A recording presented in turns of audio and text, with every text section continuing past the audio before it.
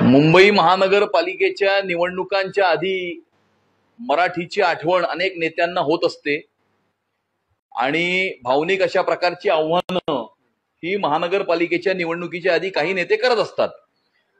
माझा राज ठाकरेंना हा सवाल आहे की आपण बॉम्बे हायकोर्ट बद्दलची टिप्पणी केलेली आहे, आपण तीच टिप्पणी बॉम्बे स्कॉटिश बद्दल करणार का? आणि जर आपली तीच टिप्पणी बॉम्बे स्कॉटिश बद्दल असेल, मग आपली मुलं ही बॉम्बे स्कॉटिश मध्ये शिकली होती, मग आपण मराठी शाळेमध्ये त्यांचा दाखला न घेता बॉम्बे स्कॉटिश मध्ये आपल्या मुलांना शिकवलं होतं, किंवा आपल्या मुलांनी 11वी मध्ये कॉलेजमध्ये मराठीचं ऑप्शन असतानाही जर्मन हा स्कोरिंग सब्जेक्ट आहे म्हणून जर्मन हा सब्जेक्ट निवडला होता। मग याच्यावर आपलं काय म्हणणं आहे?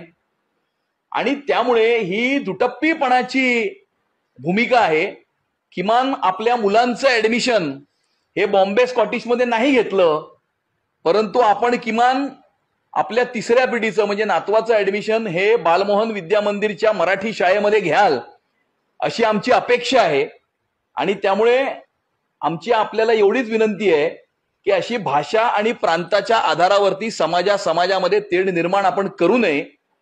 आणि जे वक्तव्य जितेंद्र सिंगजी यांनी केलं होतं, मुंबई भारतीय जनता पार्टी आणि महाराष्ट्राचं सरकार हे मुंबई या नावाशी सहमत आहे। इनफॅक्ट मुंबई हे नाव करण्यामागे भारतीय जनता पार्टीचे नेते रामभाऊ नाईक यांचं सगळ्यात मोठं योगदान आहे। सर्वात पहिली मागणी मुंबई करण्यामध्ये कोणी केली होती आणि ते करण्यासाठी कारवाई कोणी केली होती तर ते रामभाऊ नाईकांनी केली होती।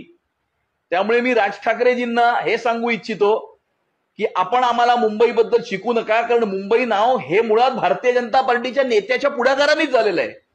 आणि त्यामुळे आपण 2007 पर्यंत शिवसेनेमध्ये होतात, तर 2007 पर्यंत मुंबई महानगरपालिकेच्या माध्यमातून आपण मराठी माणसासाठी काय केलं हे आपण कृपया सांगावं, किंवा किमान आपण आतापर्यंत काही केलं नसेल तर किमान येणाऱ्या काळामध्ये तरी मराठी माणसासाठी आपली व्हिजन काय, महाराष्ट्रासाठी आपली व्हिजन काय